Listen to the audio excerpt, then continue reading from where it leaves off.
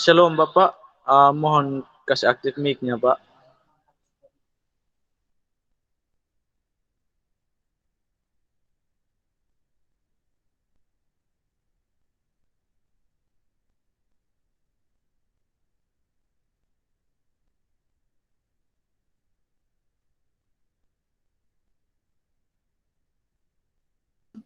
Oh, oke. Apakah sudah kelihatan filenya? Sudah Pak, sudah Pak. Sudah ya? Sudah. Oke. Nah, ini saya coba ambil contoh dari seorang mahasiswa FEB ya. Hasil kerjanya dia ya, karena dari kalian tidak ada yang muncul, cukup kita lihat ini. Sebenarnya cara kerjanya sama juga dengan critical reading ya, hanya seperti sudah saya katakan minggu lalu, kalau reading itu kan kita melakukan assessment terhadap nalar orang lain, ya, penulis orang lain, tulisan orang lain. Sementara critical writing itu berarti kita lakukan assessment sendiri ya, terhadap tulisan kita. Ya. Dengan kata lain, critical writing itu berarti kita merancang, ya, membuat rancangan untuk tulisan kita. Ya. Nah, mari kita lihat Violeta, punya Violeta. Dia kasih judul catcalling, ya, pelecehan seksual yang dianggap wajar. Lalu konsep kunci itu catcalling sama pelecehan seksual. Mari kita lihat apa tujuan dari Violeta ya. Dalam tulisan ini apa sih tujuannya? Nah, dia rumuskan tujuannya atau purpose-nya adalah mendeskripsikan penyebab, dampak, dan kiat mencegah catcalling. Ya. Saya kira saya sendiri juga baru paham catcalling setelah membaca tulisannya Violeta. Artinya itu berarti unsur novelty-nya ada ya, unsur kebaruannya ada ya. Jadi ini adalah elemen-elemen penalarannya.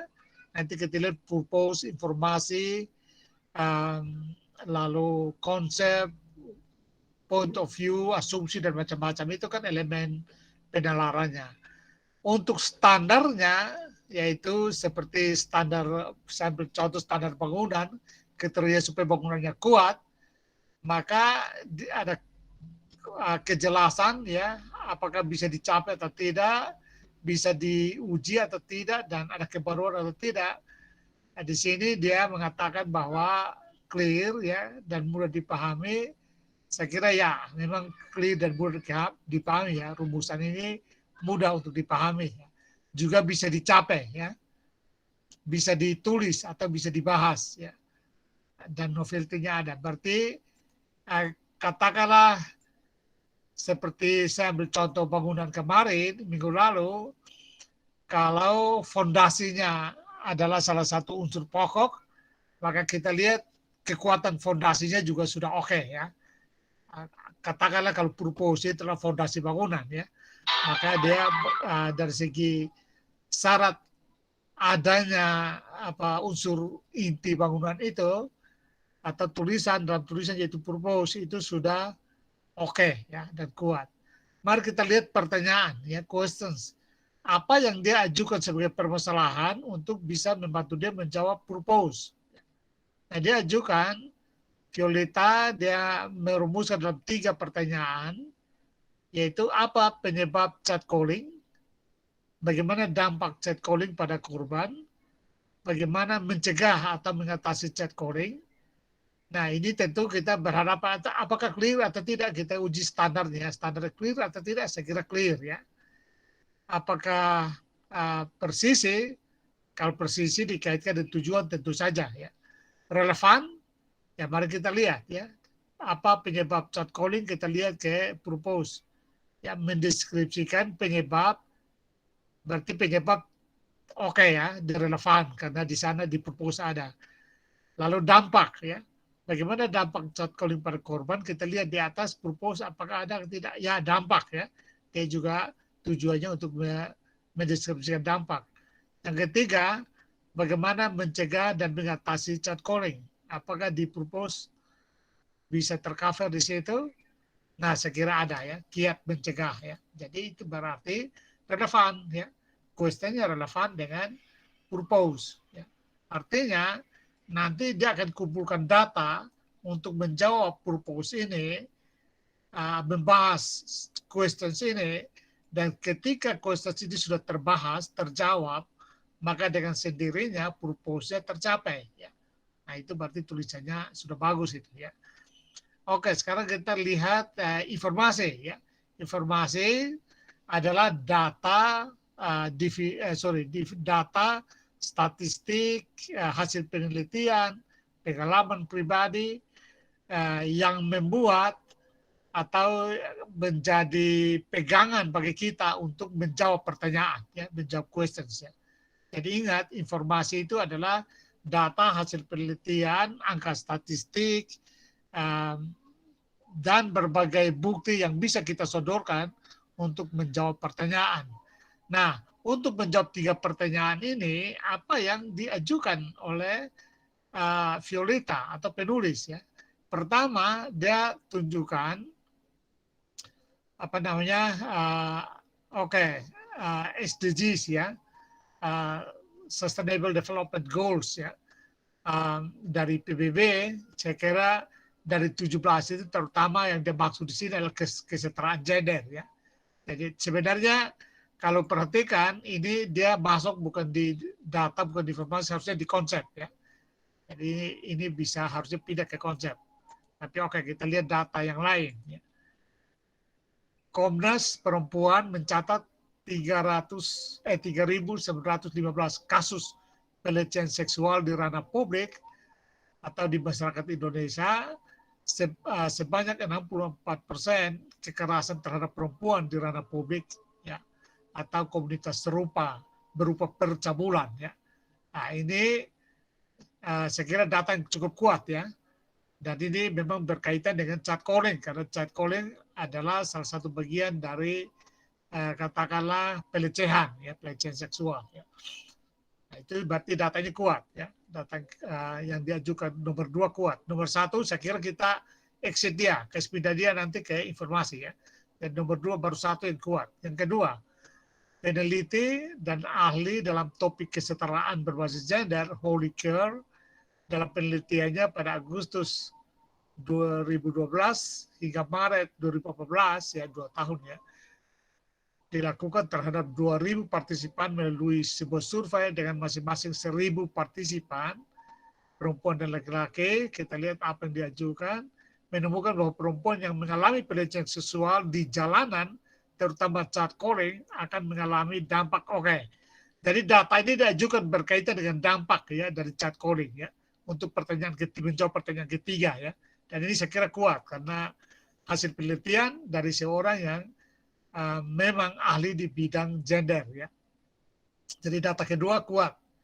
Yang ketiga ya, Louis Fitzgerald, seorang peneliti yang fokus pada kajian kekerasan seksual asal University Illinois, menemukan bahwa dampak pelecehan seksual pada perempuan yang sedang menjalani kehidupan akademik atau sedang bekerja itu persandera. Dampak lagi ya, dan ini cukup kuat juga ya karena dari seorang peneliti. Jadi sudah 3 ya. 4, remaja yang diwawancarai oleh HuffPost mengatakan jika seorang gadis muncul di depan umum dengan legging ketat dan Anda melihat sesuatu di sana, saya akan mengatakan sesuatu. Cara remaja lain untuk memecahkan masalah adalah cobalah untuk tidak mengenakan pakaian ketat. Ini berkaitan dengan pencegahan ya. Jadi data yang diajukan ini berkaitan dengan pencegahan. Yang keenam, berdasarkan survei nasional 2018, Koalisi Ruang Publik Aman menemukan bahwa pelecehan seksual paling banyak dialami oleh perempuan yang memakai rok ketat. Saya kira ini penyebab ya, berkaitan dengan penyebab catcalling. Nah, ini data ini juga saya kira kuat ya, informasi kuat karena dari hasil survei nasional. Ya. Yang berikut dia lansir dari akun Instagram 1% Indonesia Life School ya. Penyebab orang melakukan catcalling yaitu menganggap lawan jenisnya lebih lemah, kuatnya budaya. Jadi ini berkaitan dengan faktor penyebab catcalling ya. Ini juga saya kira bisa. Ya. Yang berikut. Halo, permisi Pak. Halo. Halo, bagaimana? Ini slide-nya belum ini muncul Pak. Ah, tadi bilang muncul. Oh ya, oke. Ya, makasih Pak.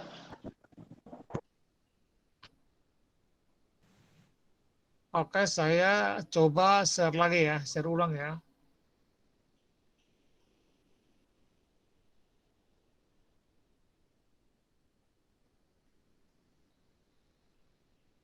Saya tidak terlalu akrab memang dengan apa namanya, dengan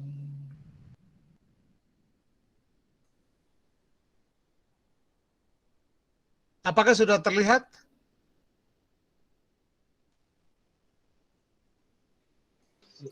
Masih tetap yang tadi, Pak. Sekarang terlihat? Terlihat yang di lokal disk saja, Pak. Yang Belum, apa? Pak. Yang di lokal Tidak disk. berpindah, Pak. Oh gitu ya. Wah, Jadinya belum kelihatan, Pak. hmm. Ini memang agak sulit. Saya kurang akrab dengan Google Meet ya. Saya sudah share seharusnya. Em, tapi bagaimana ya?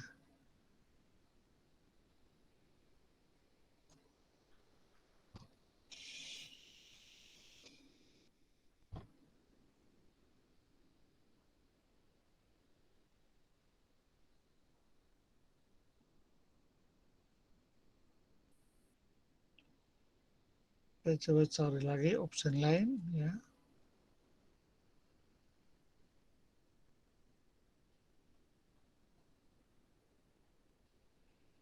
Present, rise.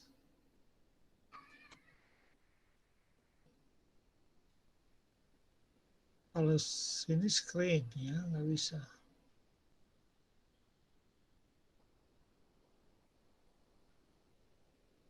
Yang nampak di layar kalian apa sekarang? Belum muncul, Pak. Belum muncul apa-apa. Belum muncul, Pak. Belum ada. Tapi di sini dia sudah bilang berbagi, sudah. Baru Sudah, Pak. Sudah berbagi tapi belum berpindah dia punya apa namanya.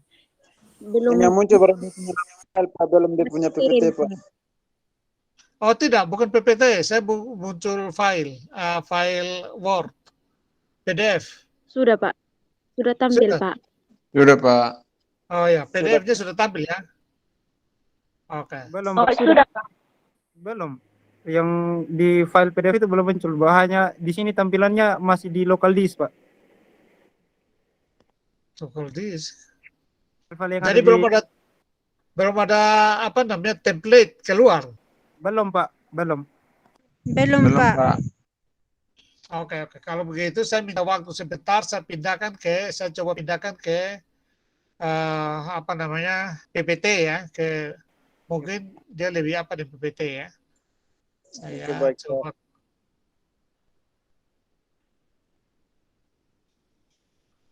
Mudah-mudahan bisa. Ini karena memang apa namanya tidak biasa juga dengan apa namanya Google Meet ya, jadi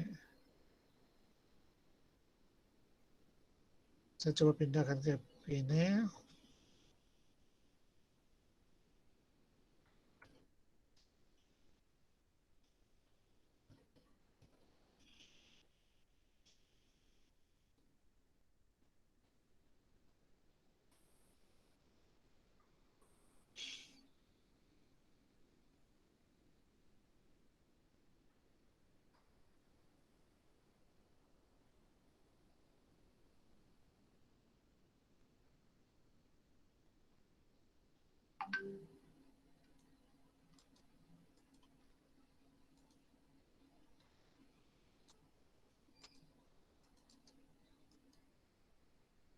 Oke, bisa lah ya.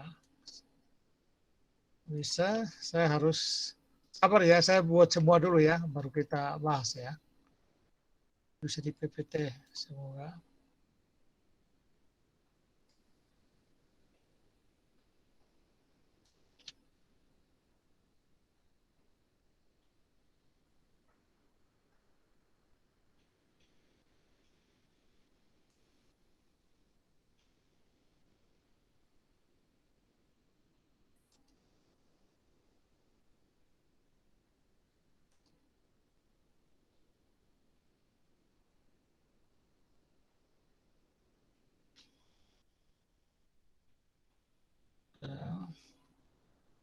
Instance.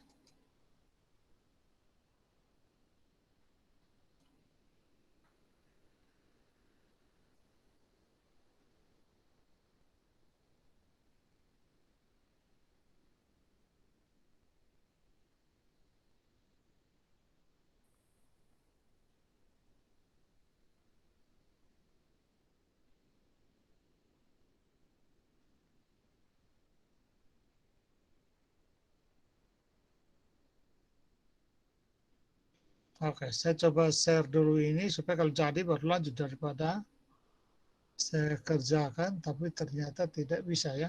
Saya coba share dulu ya, untuk cek apakah jadi atau tidak kalau lewat PPT.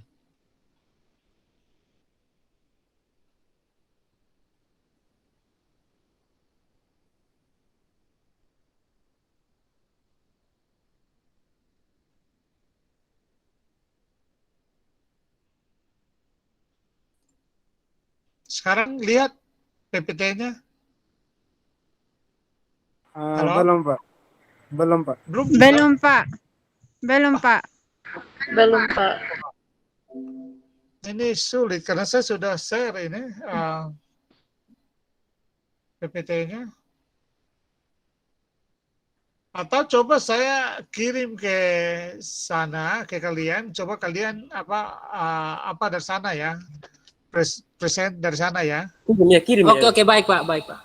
File Nah, saya coba PPT-nya kirim. Pak sudah, mohon izin Pak, file PPT template-nya sudah kelihatan, hanya saja belum di-open Pak.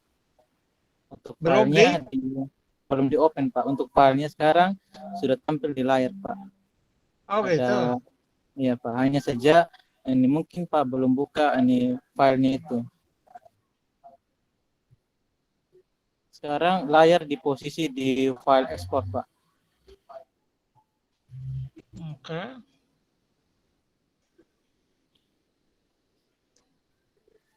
Mungkin Bapak bisa buka dulu filenya baru lakukan sharing Pak. Oh gitu. Oke, oke. Siap.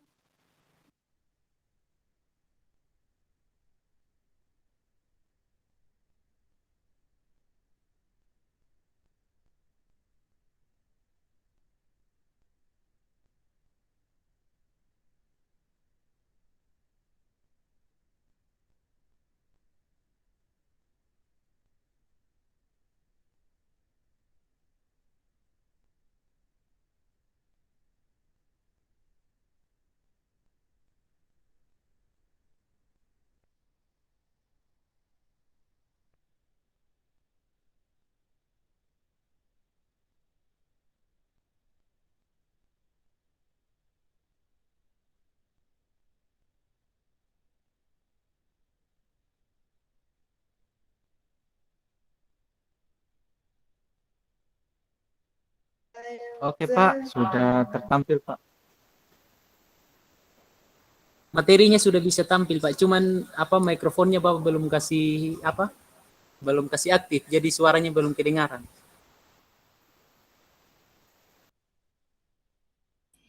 Oh ya, oke. Sudah ya? Sekarang sudah? Sudah kedengaran? Sudah Pak. Sudah, Pak. Sudah Pak. Oke, oke. Nah, ini saya coba sebaiknya saya lengkapi aja. Kalau sudah tampil saya lengkapi saja supaya saya kalau jalan ya.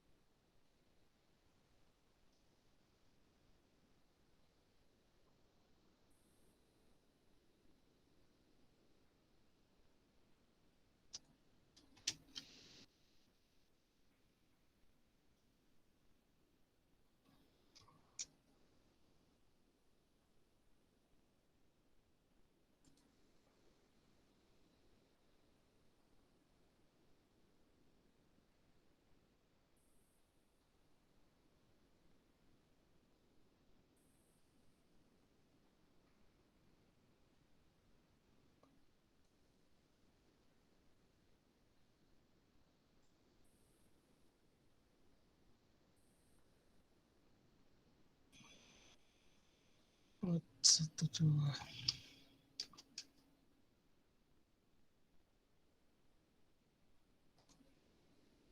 Sabar ya. Ini masih banyak data jadi harus lengkap dulu.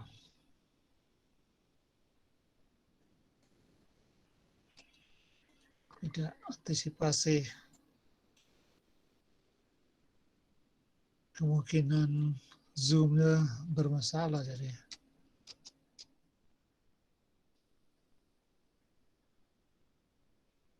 Kayak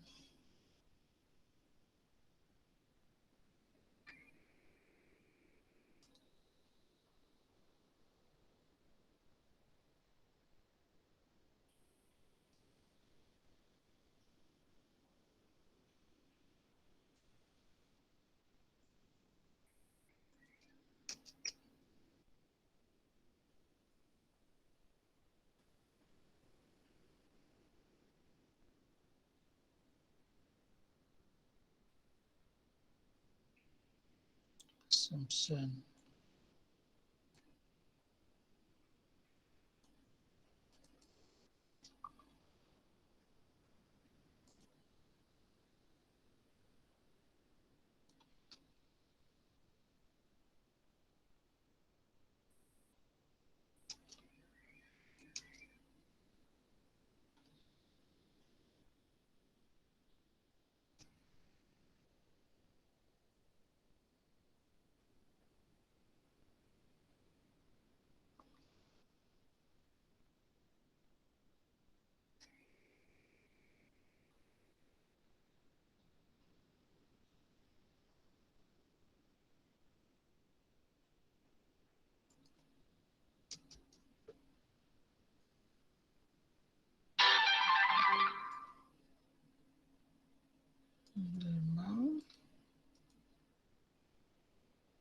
Sudah mau selesai ya.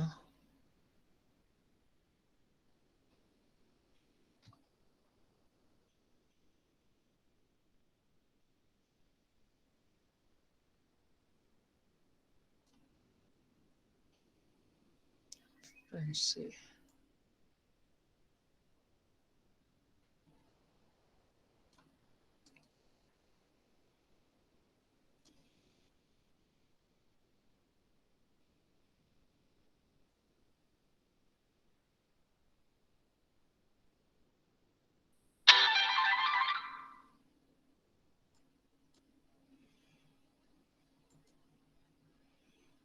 Transil 1. Dua.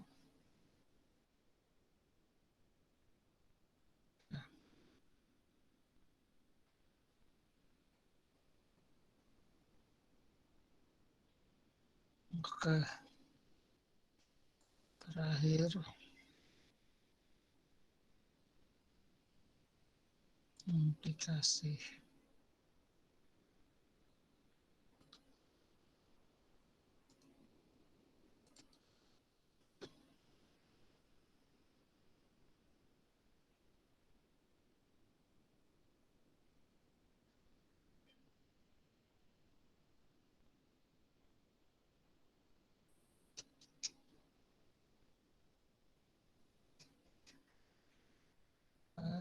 Terakhir.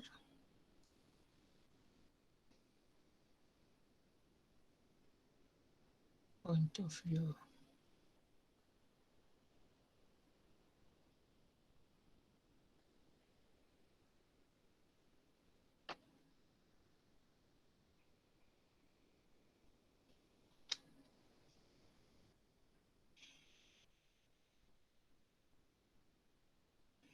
Oke. Kita lanjut, berarti refresh dulu. Oke, masih kelihatan sekarang ya? Masih Pak. Sudah Pak. Masih Pak. Oh, dia. Oke, kita ke atas ya. Dari pertama. Loh.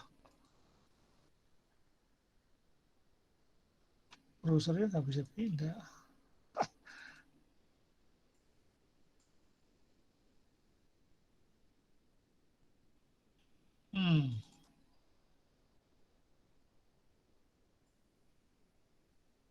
Saya mungkin stop dulu baru saya masuk lagi ya, karena kursornya tidak berpindah.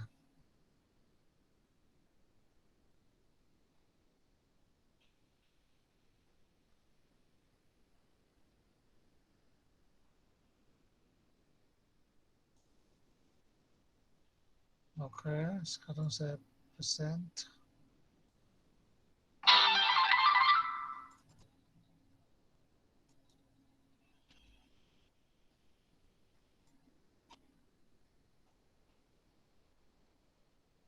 Nah, sekarang terlihat? Halo? Iya Pak, terlihat. Terlihat Pak. Terlihat. Nah, mari kita mulai. Nah, karena tampilannya di sini bukan lagi tampilan seperti template ya, tapi kalian bisa gunakan template kalian untuk memahami ini. Ya maaf karena memang ini tampilan di Google Meet berbeda jadinya ya. Saya harus lewat PowerPoint ya. Nah, kita lihat purpose. Saya ulang dari tadi ya, penulisnya Violeta ya, mahasiswa baru angkatan tahun September 2020 ya. Nah, dia tujuannya adalah mendeskripsikan penyebab, dampak, dan kiat mencegah catcalling ya. Jadi sekali lagi, penyebab, dampak, dan kiat mencari catcalling. Itu purpose-nya.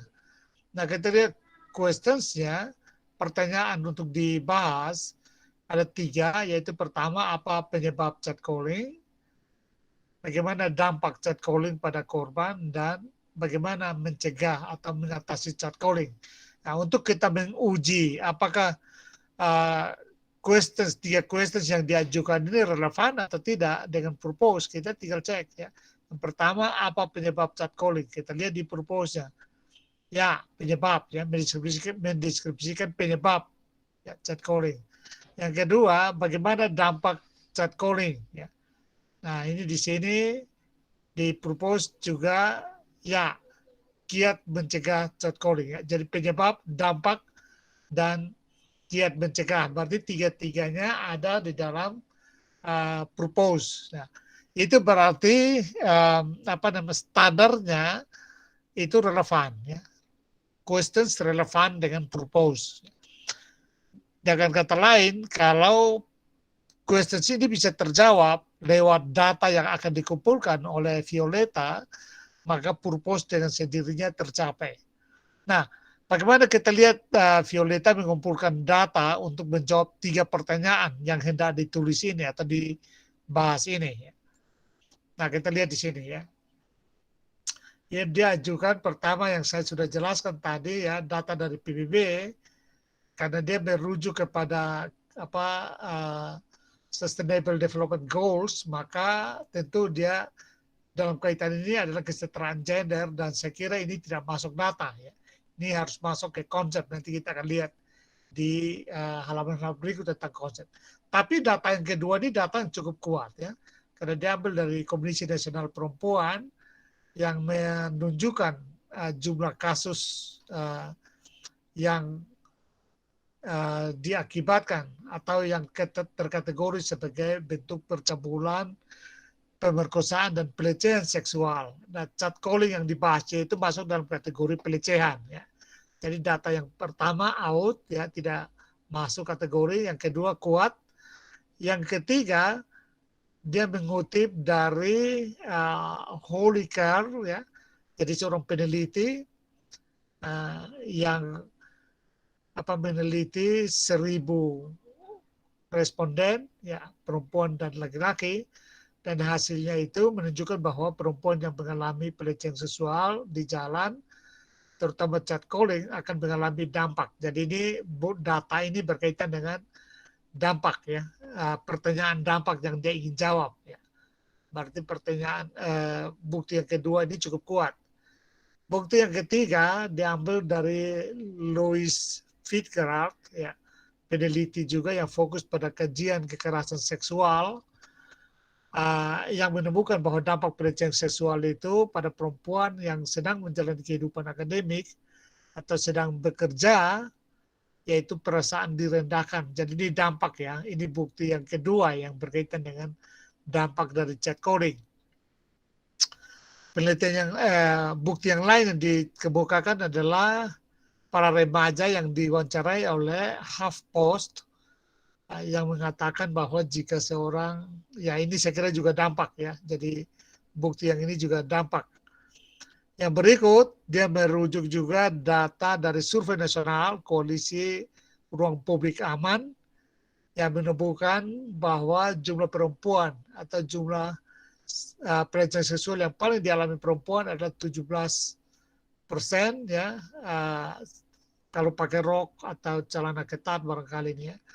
Lalu mengenakan baju lengan panjang 15%, baju seragam 14%, dan berjilbab malah kena juga ya 13,20%. Lalu dari akun, walaupun akun Instagram, tetapi dari lembaga yang cukup kredibel yaitu Indonesia Life School ya, yang juga menunjukkan data tentang penyebab orang lakukan catcalling ya. Dan yang berikut diambil dari Brilionet ya. Nah, prinsipnya adalah semua data yang diajukan oleh Violeta di sini relevan untuk menjawab tiga questions ini ya. Jadi kecuali data nomor 1 yang saya bilang skip karena ini tidak masuk ya, berkaitan dengan ini bukan data melainkan ini konsep ya, karena konsep tentang Sustainable Development Goals ya. Dia harus pindah ke bagian konsep bukan di informasi.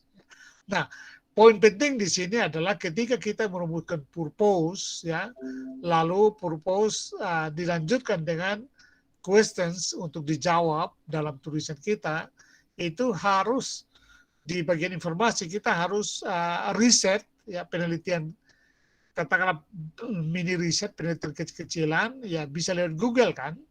Yang penting adalah melacak sumber-sumber data yang kredibel ya, sumber data yang utama, tidak boleh ambil dari orang yang tidak bisa dipercaya atau ambil dari lembaga yang tidak bisa dipercaya ya, ambil lembaga yang relevan dengan isu yang kita tulis sehingga betul-betul kredibel, akurat ya, memenuhi syarat-syarat, katakanlah syarat standar ya, standar intelektualnya ya. Dalam hal ini tulisan itu dia selain memenuhi elemen-elemennya, jadi yaitu 8 elemen penalaran juga memenuhi standar-standar intelektualnya ya. Seperti saya sudah selalu jelaskan, bahwa bangunan dia harus punya komponen-komponen utama sebuah bangunan, ya, yaitu yang kita sudah identifikasi bersama, fondasi, tiang-tiang penopang, atap, lalu pintu, ya, dan lain-lain, ya. Itu 4 itu harus ada. Nah, demikian juga elemen harus ada, dan yang berikut harus kuat, ya, memenuhi standar-standar untuk kuat, ya, kriteria untuk kuat. Nah, sejauh kita membahas 3 elemen yang diajukan oleh Violeta, yaitu purpose, questions, dan informasi, ya, itu menunjukkan bahwa sebuah fondasi utama ini juga kuat, ya. Jadi memenuhi syarat dan kuat. Nah, lalu kita lihat yang berikut, ya. Elemen yang berikut adalah elemen konsep. Ya. Nah, seperti saya katakan tadi, harusnya Sustainable Development Goals itu masuk di sini, ya, kalau memang dia mau gunakan, ya. Tetapi saya kira kalau tidak digunakan pun tidak masalah sebenarnya, ya. Nah, bagaimana konsep yang diajukan untuk membahas persoalan atau menjawab 3 pertanyaan itu? Dia mengutip Collier, ya, bahwa pelecehan seksual secara etimologi barangkali, ya, etimologi secara kamus, ya, dapat diartikan sebagai segala macam bentuk perilaku yang berkonotasi seksual yang dilakukan secara sepihak dan tidak diharapkan oleh yang menjadi sasaran, ya, dan penolakan atau penerimaan korban atau perilaku tersebut dijadikan sebagai bahan pertimbangan baik secara implisit maupun eksplisit, ya. Jadi katakanlah kalian yang mahasiswa yang cowok-cowok misalnya, ya, katakanlah biasa kalau di kampung itu kita di NTT itu bisa duduk di gorong-gorong kah, itu deker kah, itu, ya. Lalu orang lewat, ya, kita sweet gitu, ya, atau fluid, ya, itu termasuk dalam contoh catcalling, ya. Nah, di sini dia mengutip Collier, kalau menurut Collier, sweet dan yang bersangkutan senang-senang saja, yaitu tidak masuk dalam catcalling. Artinya dia menikmati sweet-sweetnya itu, ya, siul-siulnya itu. Tapi kalau dia menolaknya, maka itu namanya catcalling, ya. Nah, lalu yang berikut yang diajukan konsep yang berikut adalah dari ahli psikologi Meti Arianti yang mengutip Winarsuno bahwa pelecehan seksual adalah segala bentuk perilaku yang berkonotasi seks yang dilakukan sepihak dan tidak dikehendaki oleh korban. Saya kira memperkuat definisi yang di atas. Nah, dari 2 definisi ini atau 2 konsep yang diajukan ini, kalau kita lihat, ya, relevan untuk menjawab tujuan atau menjawab 3 questions, ya. Lihat. Yang keempat, yang ketiga, ya, pelecehan seksual terbagi menjadi 2 kelompok, yaitu pelecehan seksual verbal dan seksual non-verbal, ya. Artinya catcalling itu bisa terjadi secara verbal dan non-verbal, ya. Sweet itu saya kira itu verbal, ya, barangkali, ya. Atau memanggil dengan nada menggoda, ya, itu juga termasuk verbal, ya. Yang non-verbal itu barangkali modelnya tatapan menggoda barangkali, ya, itu non-verbal, ya. Yang berikut juga dia mengutip dari apa yang diambil dari webinar tentang consent dan sexual abuse, psikologi klinis dewasa. Itu menjelaskan bahwa berdasarkan tingkatnya pelecehan seksual, dia menunjukkan teori tentang adanya 5 jenis pelecehan seksual dan termasuk di dalamnya adalah yang berkaitan dengan catcalling tentu saja, ya. Dan yang kelima, pelanggaran seksual menyentuh, meraba, memegang bagian tubuh seseorang secara paksa tanpa adanya consent atau persetujuan, ya. Jadi, nah, kalau kita perhatikan maka sampai sejauh ini 5 teori yang disampaikan ini ini juga sudah relevan ya, dan akan membantu dia untuk menjawab 3 questions yang diajukan. Yang keenam, dia mengutip dari artikel dari seorang peneliti bernama Deirdre Davis, The Harm That Has No Name, Street Harassment. Saya kira embodiment and African American woman. Saya kira ini mungkin catcalling yang terjadi terhadap orang-orang Afrika ya di jalanan ya, orang-orang dilecehkan di jalanan. Saya kira ini cocok ya untuk dirujuk dalam tulisan ini, artinya relevan sesuai dengan purpose maupun questions. Yang berikut, pelecehan dapat dijerat dalam pasal percobaan. Ya, saya kira undang-undang masuk di dalam konsep ya. Jadi, nah. Halo, permisi, mohon maaf Pak. Nah, slide-nya masih dari slide yang pertama Pak, belum berpindah. aduh, oke. Saya coba share lagi ya, hentikan. Memang Google Meet saya kira tidak terlalu bagus sebenarnya ya. Oke, saya coba share ulang.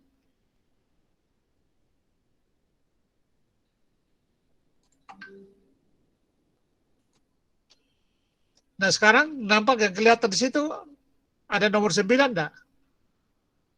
Ada Pak. Oke. Ada, Pak. Ada, Oke, Pak. oke. Mari kita lanjut saja. Nah, yang dari 9, dia mengajukan konsep 9, ini tidak boleh ya. Jadi dari Kompasiana ya. Kompasiana ini sumber yang tidak kredibel, jadi ini harus dibuang ya. Nah, jadi berarti dari 8 konsep ya pendapat ahli definisi yang diajukan itu hanya dari 9 yang diajukan, saya kira hanya 8 yang bisa kita gunakan ya, dibuang.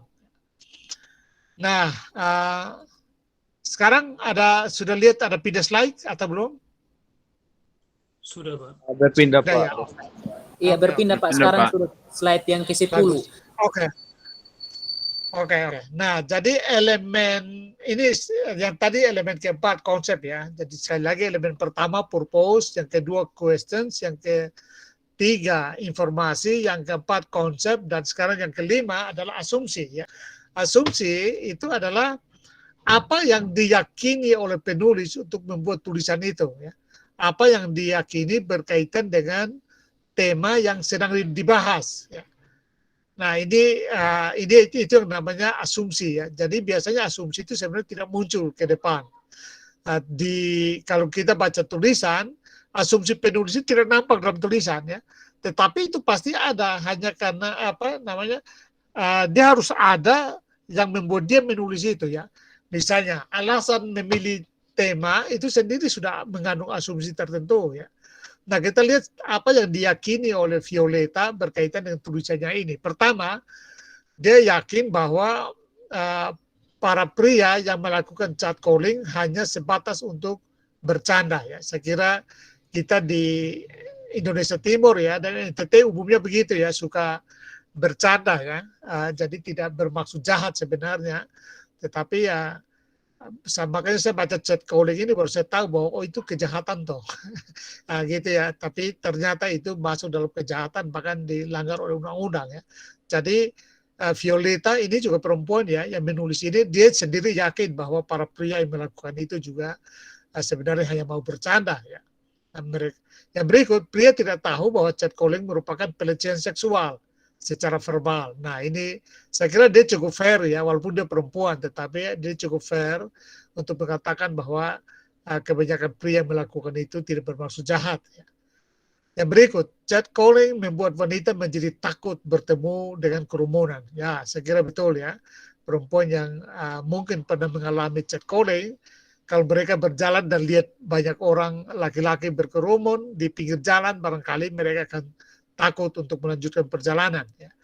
Yang berikut, catcalling memandang bahwa dirinya, ini saya kira ada yang terputus ya, tapi sudahlah, yang penting kita sudah paham ya.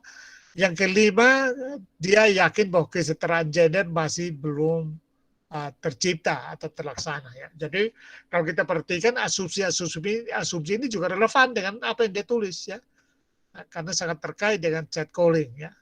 Jadi berarti oke. Sampai dengan elemen kelima boleh dikatakan memenuhi syarat atau memenuhi standar ya. Sekarang kita lihat bagaimana kesimpulannya ya. Saya sudah jelaskan minggu lalu ya bahwa kesimpulan adalah jawaban tegas terhadap pertanyaan ya. Jadi dan kalau sudah menjawab pertanyaan maka dengan sendirinya purpose sudah tercapai. Mari kita lihat pertanyaan pertama ya supaya kita kaitkan dengan karena dia buat 3 inferensi atau 3 kesimpulan. Kita lihat karena dia juga ada 3 pertanyaan. Kita lihat apakah semua berkaitan atau tidak ya. Kita lihat pertanyaan pertama ulang ya. Pertanyaan pertama, apa penyebab chat calling? Mari kita lihat di inferensi. Ya. Inferensi, terjadinya chat calling disebabkan oleh. Nah ini berarti sudah menjawab ya, menjawab pertanyaan pertama ya.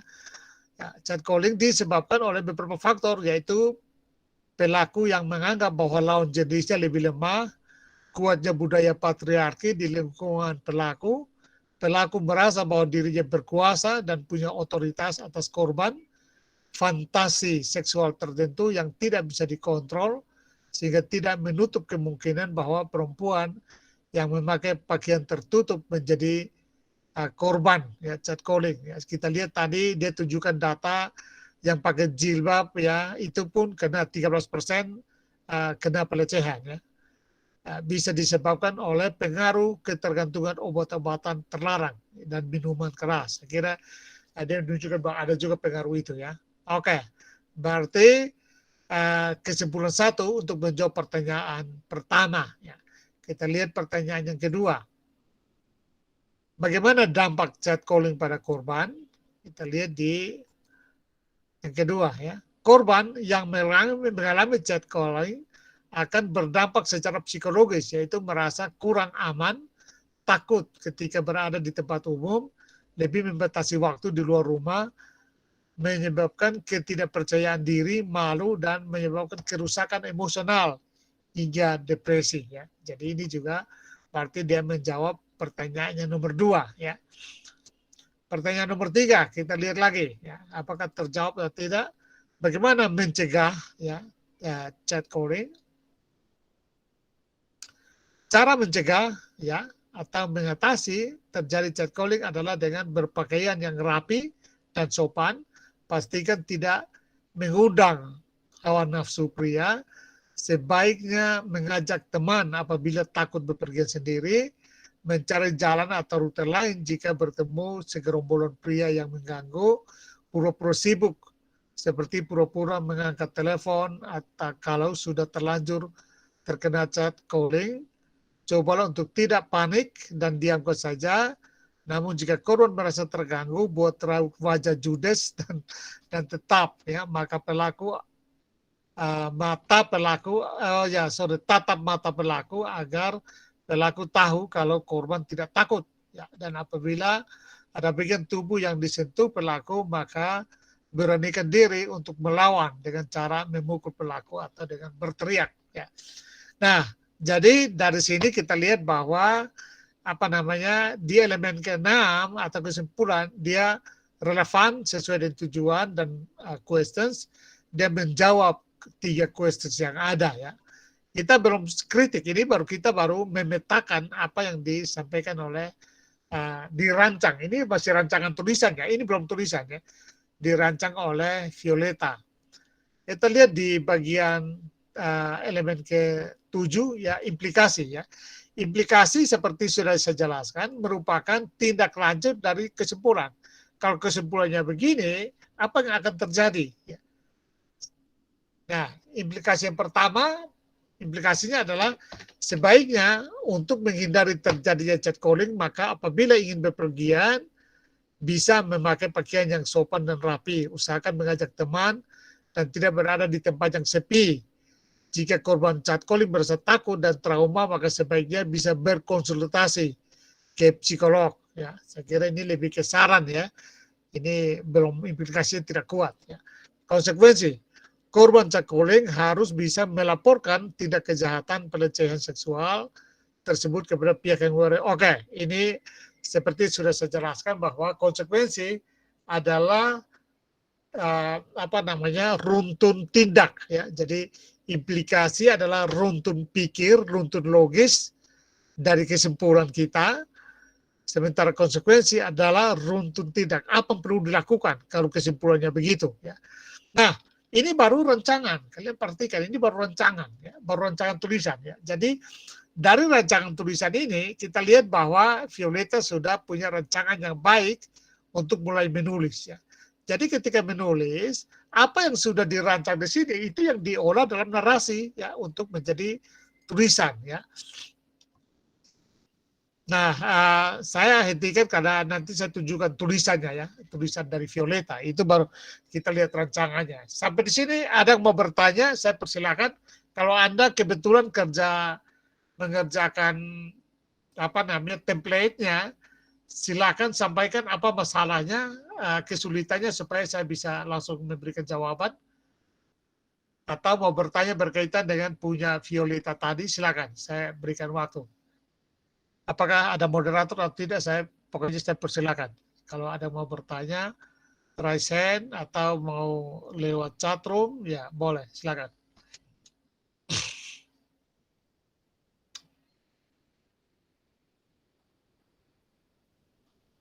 Saya tahu ini tidak maksimal ya, karena tidak lewat ini. Silakan. Siapa? Demaris kelihatannya. Ya, silakan Demaris. Salam, selamat sore Bapak. Terima kasih atas waktu dan kesempatan. Kalau dari saya Pak, pas saya sudah buka template begini, saya kesulitannya pas untuk tema dan judulnya dia. Apakah ketika dalam penulisannya itu kita misalnya ada dem tema, terus kita harus buat sendiri dem judul begitu Bapak? Itu yang iya, betul. Karena kan itu kan Damaris kan mau buat tulisan, mau tulis ya kan? Nah, tulis tentang apa, itu yang buat dalam judul atau tema kan. Misalnya, tulis tentang merapu misalnya, ya kan. Misalnya pengaruh merapu bagi agama Kristen misalnya, kan bisa saja kayak gitu kan. Ya itu kan temanya itu kan. Nah, atau tulis tentang apa lagi. Mungkin, pariwisata di Sumba Timur misalnya, atau apa ya. Tulis apa saja, tapi itu kan namanya tema ya. Kita bertulis apa ya, itu namanya tema kan. Kita harus kasih judul dia supaya mudah bagi kita untuk menulisnya. Itu dimaksud atau yang Damaris maksud apa? Silakan. Yang itu sudah Bapak. Itu. Jadi kamu harus pikirkan apa yang mau ditulis ya, itu yang dibuat jadi judul untuk tulisan ya. Oke, silakan. Kelihatannya Yohanes mau juga. Yohanes, silakan. Atau siapa lagi yang mau bertanya? Selamat sore Pak. Saya mau bertanya Pak. Silakan Andreas. Ini Pak, saya mau bertanya tentang bacaan tadi Pak. Apakah di negara Indonesia sudah memberlakukan catcalling sebagai perbuatan kriminal Pak? Ya, saya kira yang kalau kita lihat tulisan yang tadi ya, itu penulis dalam rancangan itu dia sudah menunjukkan juga dari KUHP ya. Jadi saya kira dengan demikian berarti sudah masuk kategori ya. Kategori yang dilarang karena sudah ada di dalam KUHP. Dia masuk dalam kategori pelecehan seksual. Nah, tapi ya saya kira kita di sana biasanya kan kita di NTT ya cenderung masih saling kenal ya. Jadi kita goda-goda juga orang yang masih kita kenal juga. Jadi mungkin paling dong ketawa saja kemudian dong tidak rasa rugi jadi tidak lapor ya.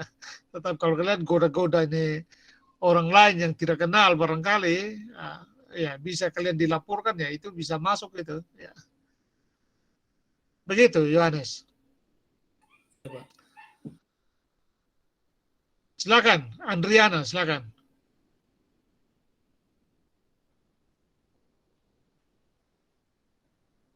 Adriana Yowa, kelihatannya Adriana mau bicara. Siapa ada lagi? Saya sebenarnya berharap kalian buat ya, kalau buat template itu bisa maksimal. Jadi saya ingin bimbing sebenarnya untuk sampai jadi tulisan ya. Jadi saya berharap kalian cukup berani sebenarnya ya. Ini saya lihat kalian tidak berani ini namanya ya. Maksud saya buat saja template itu biar 2-3 elemen saja sudah kalian isi, tidak masalah. Munculkan saja supaya kita bahas sehingga melalui itu kalian akan paham sehingga bisa tuntas ya. Karena di sini juga mahasiswa yang kami ajar juga begitu.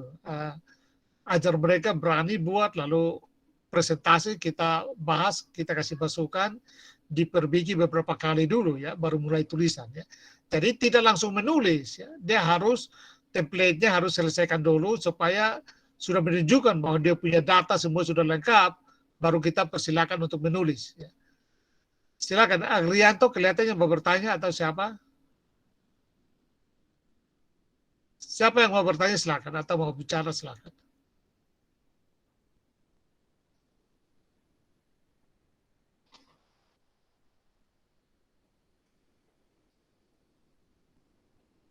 Nah, jadi prinsipnya adalah tidak langsung menulis ya. Kadang-kadang kalau kita langsung menulis, ada yang luput ya.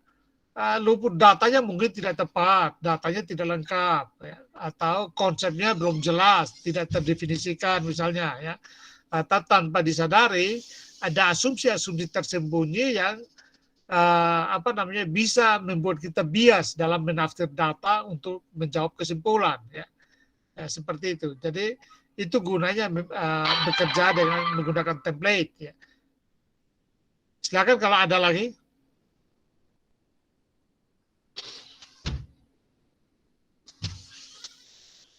Karena minggu depan itu kalian akan fokus belajar tentang teknik mengajukan pertanyaan dan diskusi Sokratik ya, model pendekatan Sokratik. Pendekatan ini kita gunakan di dalam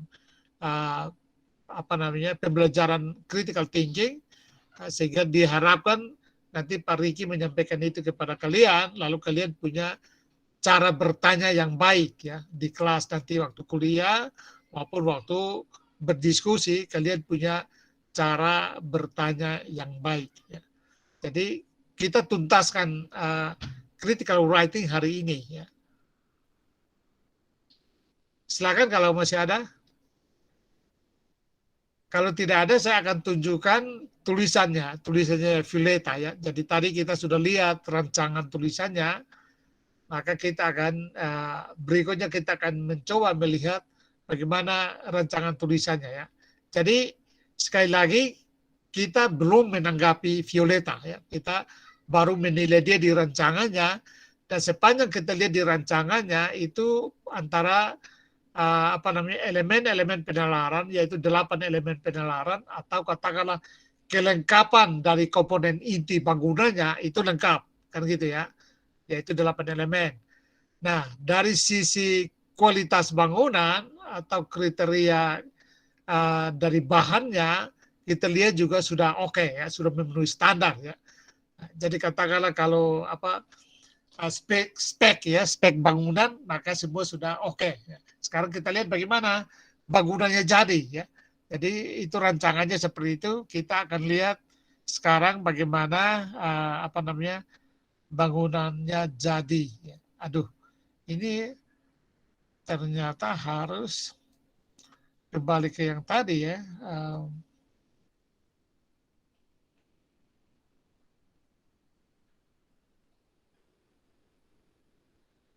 Mudah-mudahan bisa.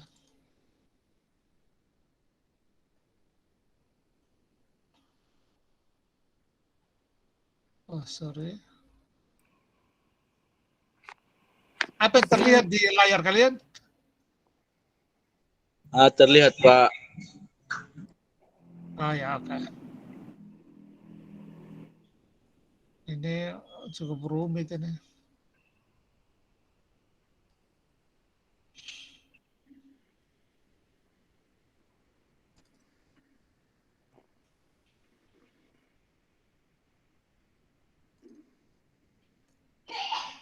Nah, sekarang lihat ada tulisan?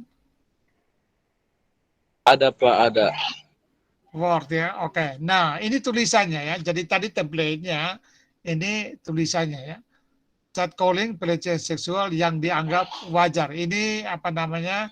Ini judulnya atau temanya ya. Nah, mari kita lihat ya.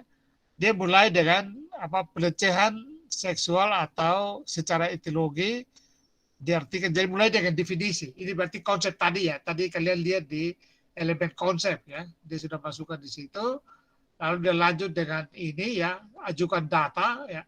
Datanya juga tadi ada di bagian apa namanya informasi.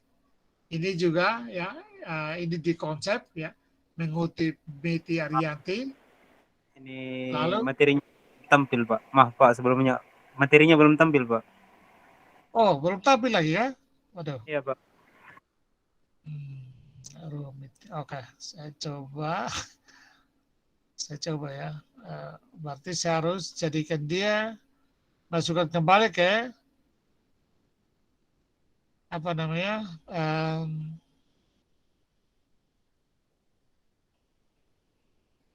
PPT lagi ya. Kelihatannya dia memang tidak bisa harus di PPT ya.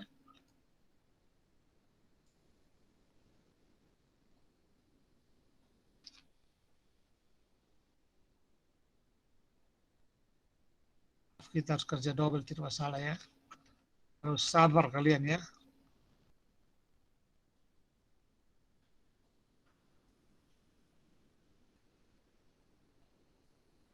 Karena orang sabar itu disayang Tuhan ya. Jadi kalian harus sabar. Supaya disayang Tuhan.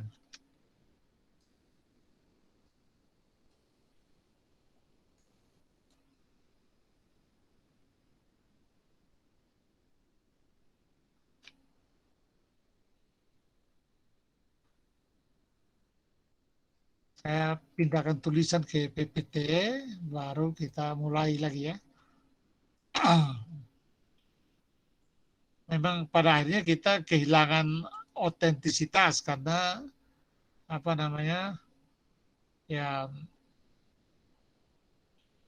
dari tulisan Word harus pindah ke PPT soalnya ya. Tidak masalah.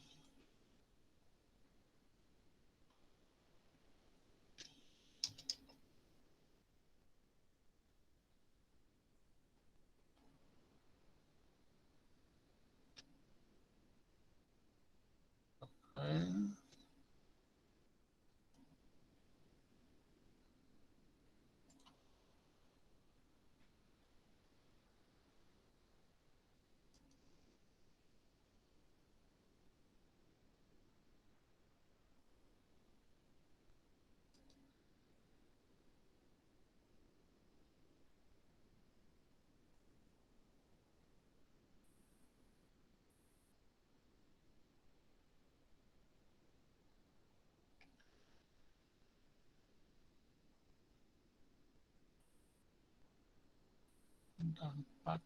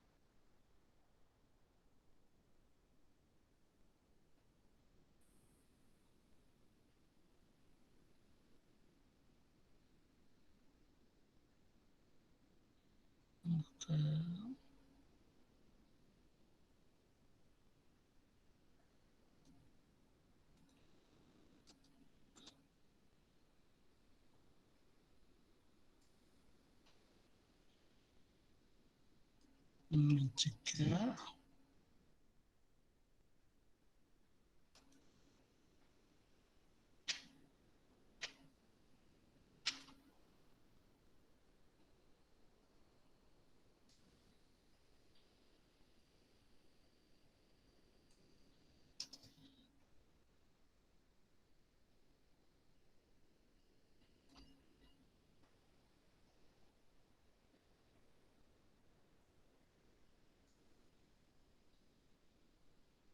Oke.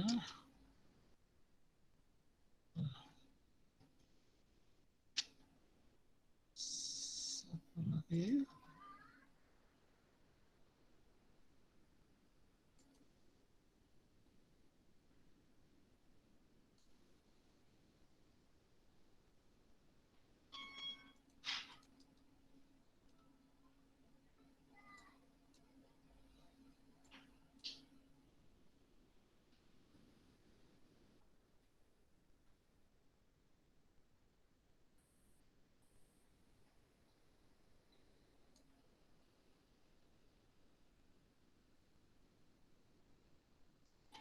Oke.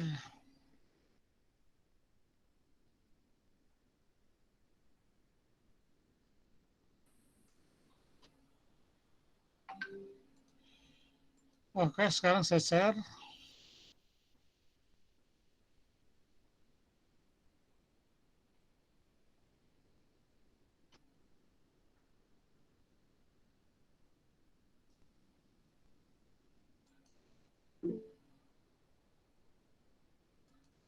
Share.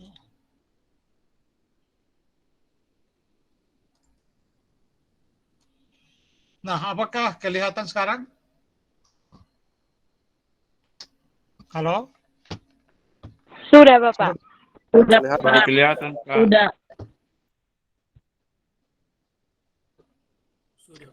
Oke, mari kita lihat tulisannya ya. Jadi sekali lagi tadi rancangan tulisannya, sekarang tulisannya ya. Violeta mulai dengan definisi ya, atau konsep ya. Jadi tadi di di elemen konsep ada ya tentang definisi etimologis ini ya, yaitu pengertian dari pelecehan seksual. Ya. Lalu dia ajukan data berikut ya. Jadi untuk yang tadi juga sudah ada di bagian informasi. Ya. Lalu dia bahas konsep tentang pelecehan seksual secara verbal. Ya. Dan ini ya catcalling masuk pelecehan seksual verbal. Ya. Yang mana kebanyakan korbannya wanita. Mungkin juga ada juga yang korban laki-laki ya. Bisa saja kan. Perempuan juga siul-siul sama laki-laki juga bisa tuh. Nah, jadi itu bisa saja. Artinya catcalling itu tidak hanya betul begitu toh? Iya Bapak, karena yang merasakan sesuatu bukan hanya perempuan tetapi dari kaum laki-laki juga merasakan. Betul, saya kira betul. Tapi kau tidak pernah alami toh? Kalau saya tidak senior. Ah ya, oke, bagus. Saya kira kalau kau alami sudah keterlaluan juga itu, ya toh? Nah, kita lihat ini dia menunjukkan bahwa catcalling umumnya terjadi di jalan raya, di area fasilitas umum, ya mungkin di ATM barangkali ya, atau tempat nonton film barangkali, di pasar ya, di toko, di mall ya. Saya kira kalau di gereja tidak mungkin ya, tidak mungkin terjadi di gereja. Nah, lalu jadi dia ini ya, kata hai cantik, kata cantik kamu kemana, sweet, macam-macam. Ini contoh-contoh yang dia ajukan ya, untuk memperkuat argumennya tentang pelaksanaan atau katakanlah catcalling di lapangan ya, terjadinya catcalling di lapangan ya. Nah dari situ lalu dia bahas satu persatu untuk menjawab 3 pertanyaan tadi ya, dari pertanyaan tentang penyebab, lalu tentang cara mencegah penyebab, lalu dampak catcalling dan cara mencegah yang tadi sudah ada di di rancangannya ya, di template atau rancangannya. Ya. Nah, jadi kalau kalian perhatikan bahwa tulisan ini dia bisa jadi lengkap ya, saya belum mengatakan tulisan ini sudah masuk kategori bagus ya. Tetapi yang pasti tulisan ini menjadi lengkap hanya karena direncanakan dengan baik lewat template. Kalau kalian begitu memikirkan sesuatu langsung duduk menulis saja, ya itu bisa saja tidak terlalu lengkap karena tidak terancang dengan baik melalui template. Jadi itu gunanya template critical thinking, itu supaya ketika kita menulis itu semua elemen-elemennya lengkap. Ada datanya, ada konsepnya, ada kesimpulannya, ada pertanyaan untuk dijawab, ada tujuannya, ya itu lengkap ya. Nah, banyak kali barangkali kalau kalian yang pernah menulis untuk kirim ke media lalu ditolak, itu bisa saja karena elemen-elemennya tidak lengkap sehingga orang baca itu tidak puas ya, tidak puas. Nah, kalau membaca tulisannya Violeta ini, ya tulisannya oke. Saya kalau kritik saya sih ada saja ya, bahwa masih terlalu umum ya, belum terlalu spesifik, kesimpulannya tidak tajam, ya oke lah, bahwa itu benar ya. Tetapi prinsipnya sebagai sebuah tulisan utuh yang memenuhi syarat-syarat critical thinking ya. Jadi elemen-elemennya lengkap, standar yang lengkap. Jadi sebagai sebuah bangunan, menurut saya bangunannya sudah lengkap ya, fondasi lengkap, penopang utama dan juga standar-standarnya sudah sesuai ya. Saya kira itu ya. Jadi prinsipnya membuat tulisan itu dengan bantuan template critical thinking kita bisa merencanakannya dengan baik. Ya, sampai sini mungkin ada yang mau bertanya. Sebenarnya saya berharap kalian ada satu saja yang bisa kerjakan template, itu akan sangat membantu sekali untuk kita membahasnya secara lebih tuntas. Sebenarnya target saya dengan kelas ini 2 kali ini minimal kita mendapatkan template dari kalian yang sampai kita bantu sampai bisa menjadi sebuah template yang bagus ya. Tapi kalau tidak ada sama sekali ya kita tidak bisa punya bahan untuk lakukan kecuali kita gunakan bahannya orang lain ya.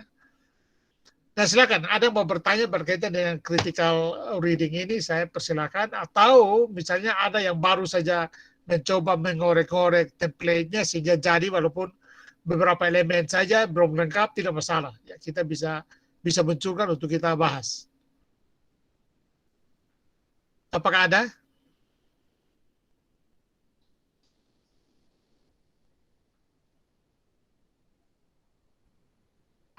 Yang punya template atau yang kalau tidak ada ya sudahlah, tanya jawab saja berkaitan dengan ini.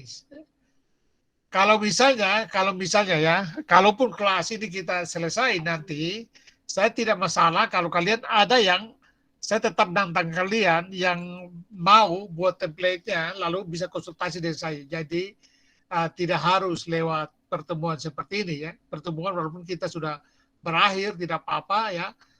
Nomor saya ada di Efraim ya Pak Ketua ya, nanti kalian bisa minta untuk bisa konsultasi lewat WA, tidak masalah ya, saya tetap layani seperti itu ya. Mahasiswa saya juga saya layani, kalau mereka konsultasi ya, saya layani ya. Jadi saya tidak masalah kalau kalian ada yang mau kerjakan template-nya sehingga mau konsultasi supaya bisa kita buat bantu sampai template-nya jadi ideal.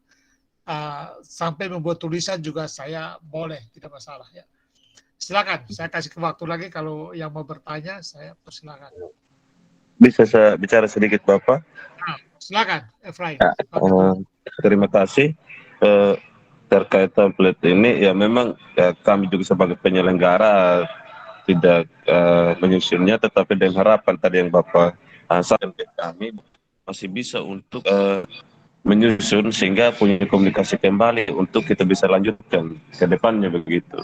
Nah, kami juga dari penyelenggara hari ini bahkan saya bisa sampaikan ke teman-teman panitia untuk terus menanyakan tentang tablet itu kalau sudah tersedia, sehingga saya bisa komunikasi kembali dengan Bapak mungkin kalau tidak keberatan untuk melakukan bimbingan kembali terhadap kami. Itu supaya teman-teman peserta juga bisa mengetahuinya, kami siap untuk fasilitasi selama masa periode kami di lembaga kemahasiswaan. Terima kasih Bapak.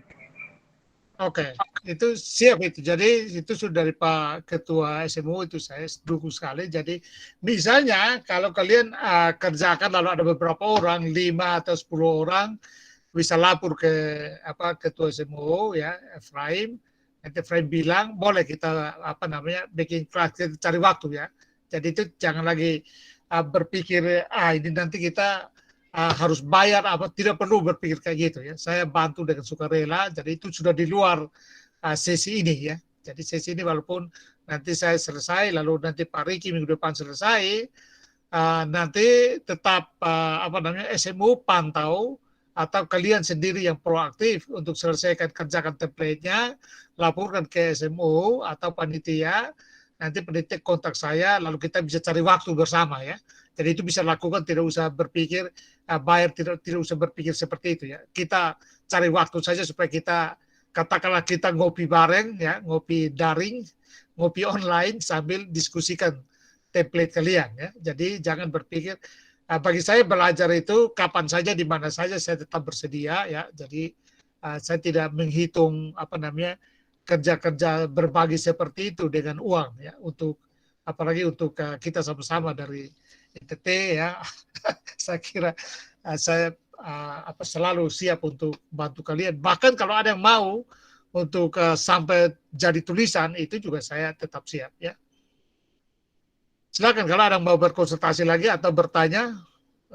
Waktu kita sampai jam berapa ya? Saya tidak ingat tadi kita mulai jam berapa karena macet-macet Zoom kita bermasalah jadi. Waktu kita sampai jam 6, Pak. Oh, oke. Kalau gitu ya masih bisa ya. Masih bisa berapa? Ya, masih bisa 20-an menit lah. Silakan kalau ada yang mau bertanya atau mau konsultasi lagi, saya persilakan. Karena kendala teknologi. Nah, kalian boleh bertanya berkaitan dengan tulisan itu, atau berkaitan dengan critical thinking, atau berkaitan dengan apa yang menurut kalian perlu untuk pengembangan diri. Saya persilakan. Jadi bebas ya. Silakan.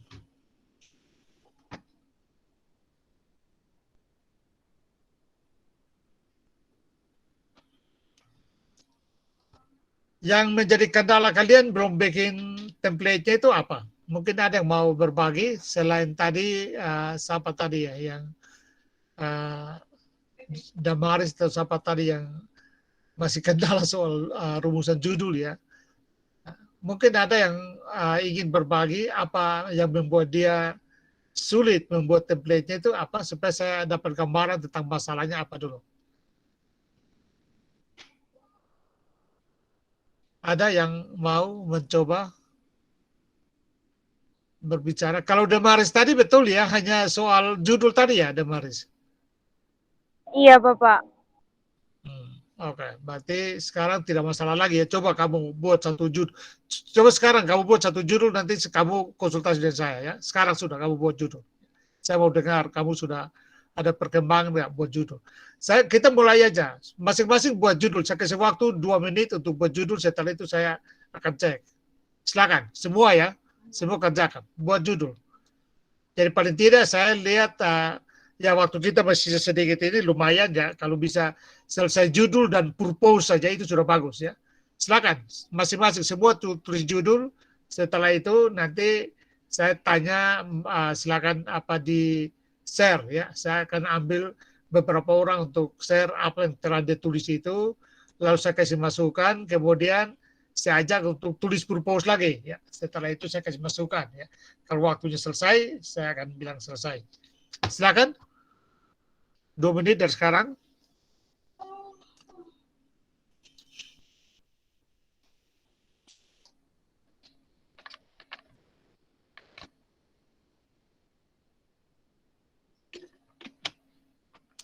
Kalau ada yang sudah, boleh langsung sampaikan supaya kita langsung lihat, saya langsung kasih tanggapan.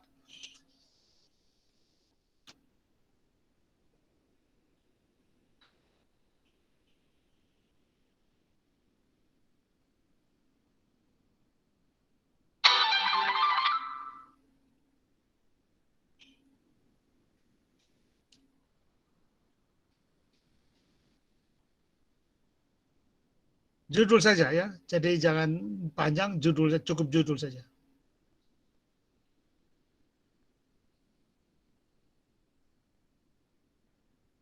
Sudah ada? Peran penting media pembelajaran. Peran penting media pembelajaran di masa pandemi. Oke, peran penting media pembelajaran di masa pandemi ya. Oke, itu sudah bagus, tapi mungkin terlalu panjang, Bang Maris. Barangkali begini, karena kata penting itu kan sudah penilaian ya. Sebenarnya penting tidak penting itu setelah kita analisis dulu kan. Jadi barangkali kamu tulis saja peran media pembelajaran di masa pandemi ya. Jadi kamu menulis tentang peran saja ya, peran media pembelajaran ya. Artinya atau mungkin peran media pembelajaran dalam ya pembelajaran online maksudnya kan masa pandemi kan pembelajarannya online kan. Iya Pak. Oke, bisa juga berkaitan dengan itu boleh ya. Jadi sudah istilahnya begini, ketika kita mau menulis itu kan kalau kita bilang peran penting itu kan sudah kesimpulan kan, perannya penting kan gitu ya. Nah itu seolah-olah kesimpulan, padahal kesimpulan itu baru muncul setelah kita analisis ya. Karena itu bisa saja kamu tulis hanya peran saja, peran media pembelajaran saja ya. Peran media pembelajaran di masa pandemi misalnya ya. Atau peran media pembelajaran dalam efektivitas belajar mengajar atau kira-kira begitu ya. Mungkin itu akan lebih bagus ya. Itu sudah kamu sudah bisa mulai itu ya. Nah, tujuan kamu apa? Kenapa kamu tulis judul itu, Damaris? Kenapa kamu tulis peran media pembelajaran dalam masa pandemi? Dikarenakan saat ini kan masa pandemi, Pak. Jadi untuk semua akses belajar mengajar, padahal kita ketahui bersama bahwa anak-anak muda bangsa itu membutuhkan yang namanya belajar. Kan kasihan anak-anak muda ketika mereka tidak belajar, itu artinya nanti tonggak keberlangsungan bangsa itu akan diserahkan kepada siapa kalau bukan kepada generasi muda. Jadi ini sekalipun pandemi, jadi orang-orang yang mengajar atau guru-guru, dosen, semuanya harus berusaha untuk terus memberikan pembelajaran kepada mahasiswa ataupun kepada siswa. Karena jika tidak seperti itu, maka nanti keberlangsungan bangsa itu akan dipertanyakan, Pak. Karena banyak anak-anak muda yang akhirnya nanti ketika masa pandemi, sudah bosan karena hanya pandemi di rumah terus, tidak belajar. Tetapi ya, nah apa hubungannya dengan media pembelajaran? Karena kan kenapa saat kamu lihat media pembelajaran? Gimana? Silakan. Karena kan saat ini pandemi, Pak. Jadi media ini pembelajaran kan harus dari rumah. Jadi kalau ini kalau guru ingin mengecek ini mahasiswa mereka belajar atau tidak, pastinya harus dengan menggunakan media. Misalnya bisa dengan memberikan kepada mahasiswa itu misalnya dalam bentuk video materinya begitu, Pak, sehingga nanti siswa-siswa juga bisa belajar, Pak. Terus guru-guru juga bisa mengecek apakah mahasiswa tersebut belajar atau tidak dengan memberikan tugas, baik itu melalui Google Form dan lain sebagainya. Ataupun saat ini sama seperti kita, Pak, masih menggunakan media Google Meet untuk media pembelajaran. Mungkin itu saja, Pak. Terima kasih. Nah, menurut kamu media mana yang efektif untuk pembelajaran di masa pandemi? Kalau menurut pendapat saya sih, Pak, ini Google Zoom, Pak. Zoom ya, oke. Zoom, Nah, Pak. itu berarti kamu sudah punya gambaran untuk menulis ya. Jadi kamu bisa menulis. Nah, kamu bisa riset, cari di di Google, ketik misalnya efektivitas pembelajaran lewat Zoom misalnya ya. Jadi dari situ lalu kamu dapat data. Nah, data itulah yang kamu pakai untuk membuat tulisanmu ya, menyelesaikan tulisanmu. Tapi sebelumnya kita mulai dengan pertanyaan misalnya begini. Sebenarnya pertanyaan apa yang ingin kamu jawab lewat tulisan itu? Apa masalah yang ingin kamu selesaikan lewat tulisan kamu nanti? Damaris.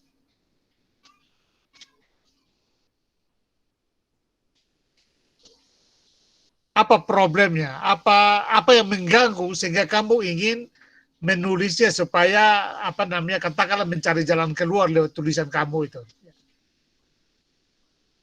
Yang tadi kamu sudah ngomong misalnya kalau pembelajaran tidak jalan nanti bangsa ini ke depan tidak berlangsung. Oke ya, itu juga boleh, tapi masih terlalu umum, ya kan?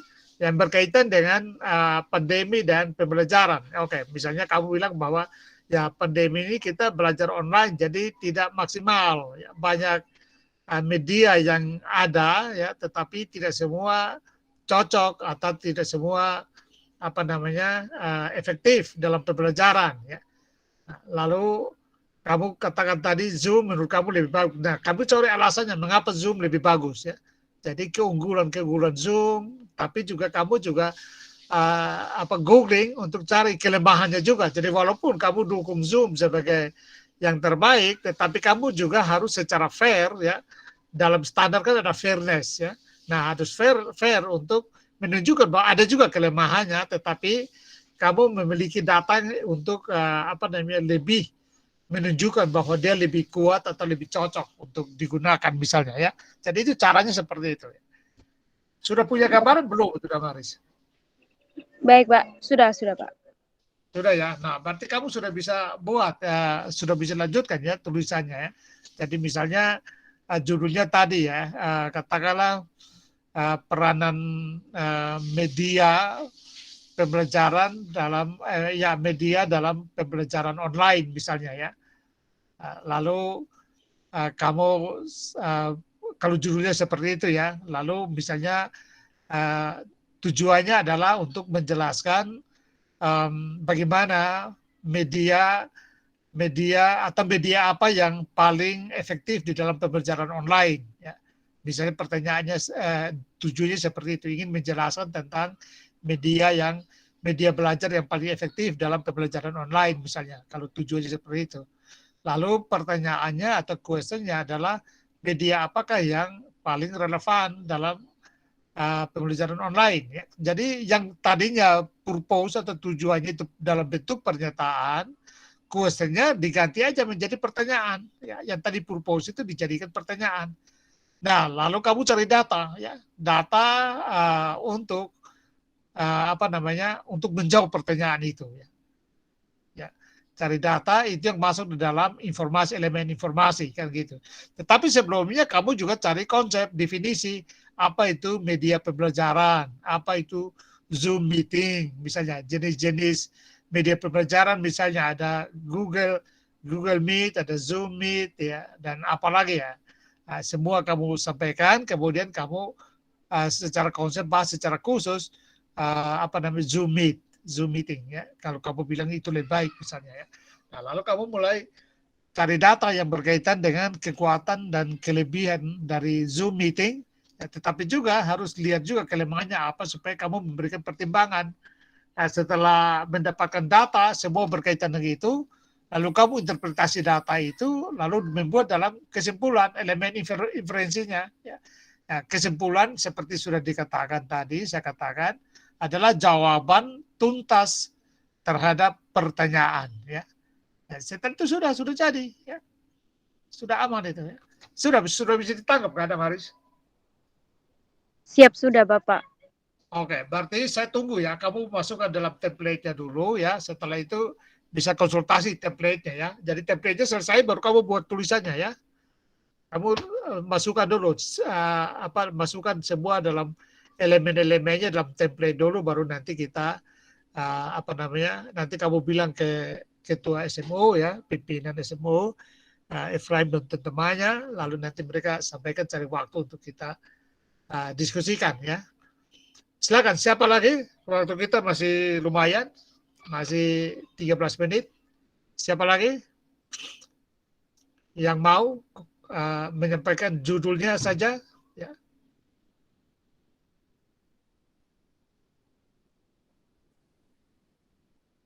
Belum ada.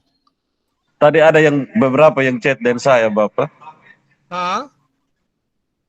Ada sementara susun katanya. Oh ya. Oke. Yang sudah selesai boleh bacakan saja judulnya ya.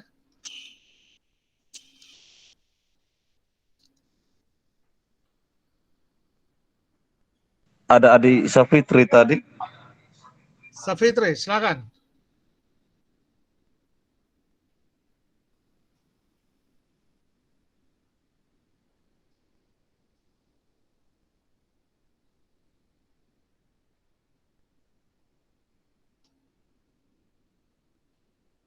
Safitri atau siapa saja yang sudah selesai, saya persilakan.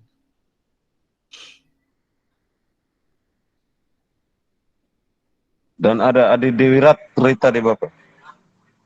Silakan, Dewi.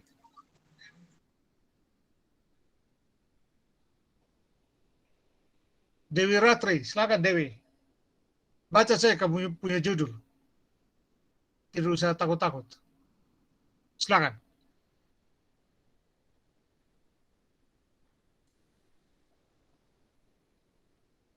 Dewi.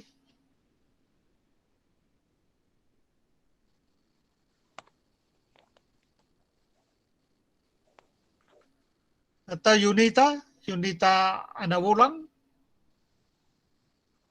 Baca judul saja, tidak usah banyak-banyak dulu. Judul saya tidak apa-apa, ya.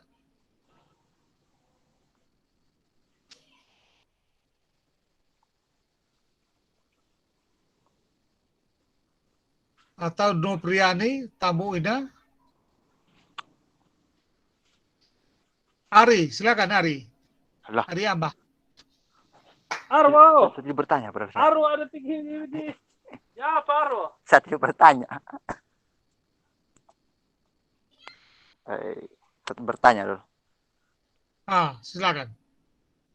Tidak apa-apa kalau begitu. Siapa lagi? Siapa yang mau ini? Judul saja. Baca judul saja. Oke Pak, izin Pak. Silakan. Saya ambil di sini, saya coba mengambil peran pemuda dalam berwirausaha secara digital di masa pandemik saat ini, Pak. Terlebih khusus di perusahaan saat ini, bicara digital masih sangat minim karena bagaimanapun di masa pandemik ini kita sebagai Troposan melihat peluang bisnis. Oke, itu dari saya, Pak. Menarik gitu ya. Tapi judulnya tidak perlu panjang-panjang. Ini kan judul tulisan populer ya, jadi bukan judul tulisan skripsi ya. Jadi kita judul saya misalnya. Iya, oke. Nah, itu berarti judulnya sudah oke itu ya. Misalnya katakanlah digital marketing di masa pandemi ya. Ini menarik ya. Saya sampaikan salah satu tulisan dari mahasiswa FEB kemarin dalam tes akhir semester. Itu dia menunjukkan bahwa di masa pandemi ini justru digital marketing untung ya. Penjual online itu mengalami keuntungan besar ya. Jadi menurut saya ini bagus Pak Rizaldi, kamu nulis ini akan bagus sekali ya. Karena riset banyak data sekali nih, banyak sekali data berkaitan dengan itu. Apakah kamu akan fokus digital marketing di Sumba atau Indonesia atau secara luas? Rizaldi? Saat ini saya mencoba di rencananya Sumba. Jika di memang Sumba? Untuk produk yang bisa membesar, bisa se Indonesia Pak, mengikuti tren masa ini, mengikuti Shopee ataupun Lazada. Iya, mungkin jangan dulu Indonesia karena itu butuh data yang sangat besar ya. Kamu fokus saja kalau bisa Sumba akan bagus juga ya. Tapi prinsipnya yang kira-kira datanya bisa tercover semua gitu ya. Itu akan bagus juga ya. Atau misalnya kalau dari Sumba ya kamu bisa akan menarik karena apa? Kira-kira dari Sumba tuh digital marketing itu berkaitan dengan produk apa, usaha apa saja yang berkaitan dengan itu, digital marketing ya. Itu akan menarik sekali itu. Rizaldi. Kamu dari Kampaniru kan? Saya dari Melolo Pak. Oh, saya kira dari Kampaniru. Saya lihat orang Fameraja itu banyak dari Kampaniru itu. Ini sekretaris saya Bapak. Ya? Oh, sekretaris SMU ya? Oke, mantap kalau gitu ya. Oke, itu lanjut sudah. Itu sudah bagus itu ya. Jadi, coba kalau kamu fokus Sumba barangkali akan menarik karena tulisanmu akan memberikan inspirasi bagi para pelaku digital marketing di Sumba ya. Itu menurut saya malah menarik ya. Kamu cukup tanya beberapa teman yang sudah jadi pelaku digital marketing ya. Dan itu sudah jadi kuat untuk data kamu ya. Saya kira kan paling pelaku digital marketing itu juga mahasiswa juga ada kan. Ya sudah, kamu tanya-tanya mereka aja, wawancara mereka aja untuk dapat margin keuntungannya kayak apa, lalu produk apa saja yang laku dalam marketing, digital marketing itu ya, dan hal berkaitan dengan itu sudah kuat sekali ya. Sudah, kalau gitu boleh langsung isi template ya, buat template-nya, lalu nanti masukkan riset data di template, masukkan lengkapi semua elemennya, nanti kita diskusikan ya. Jadi sudah ada 2 ya, Damaris dengan Rizaldi ya. Silakan, siapa lagi? Dan saya ada satu judul Bapak. Silakan, Efraim. Terkait ini tanaman porang, prospek pengembangan tanaman porang sebagai penopang ekonomi masyarakat tani. Bagus itu. Tanaman apa? Tanaman porang. Prospek pengembangan tanaman porang sebagai penopang ekonomi masyarakat tani. Kamu tulis saja judulnya supaya jangan panjang, tulis saja porang sebagai penopang ekonomi petani, gitu aja ya. Porang Siap. sebagai penopang ekonomi petani, supaya judulnya pendek dan inspiratif ya. Nanti untuk membuat dia lebih lengkap, jelas itu nanti dalam analisis ya. Itu akan lebih bagus ya. Jadi biar supaya judul itu pendek, itu maksud supaya buat orang penasaran ya. Orang bisa apa itu? Orang itu apa itu? Bagaimana dia bisa menopang petani kan gitu ya. Nah, jadi buat judul pendek seperti itu. Lalu setelah itu ya mungkin kamu bisa langsung dengan purpose-nya adalah misalnya menjelaskan prospek dari tanaman porang ya, sebagai penopang bagi para petani ya. Misalnya tujuannya itu ya, purpose-nya itu ya. Lalu pertanyaannya, questionnya ya adalah bagaimana prospek dari tanaman porang dalam menopang perekonomian petani ya. Saya kira itu saya sudah kuat itu ya. Nanti setelah itu tinggal dikembangkan masuk ke informasi, riset, kamu bisa cari siapa yang sudah usaha tanaman porang ya, lalu bagaimana dia mendapatkan keuntungannya, bagaimana, itu kamu jelaskan sampai ke situ ya. Paling tanya beberapa orang saja itu sudah jadi, itu sudah kuat itu. Jadi dapat data primer itu namanya ya. Bisa juga cek di Google barangkali, kalau dapat lagi soal rantai pemasarannya barangkali, itu akan lebih kaya lagi tulisan kamu ya. Sudah bisa tangkap itu ya, Efraim-nya.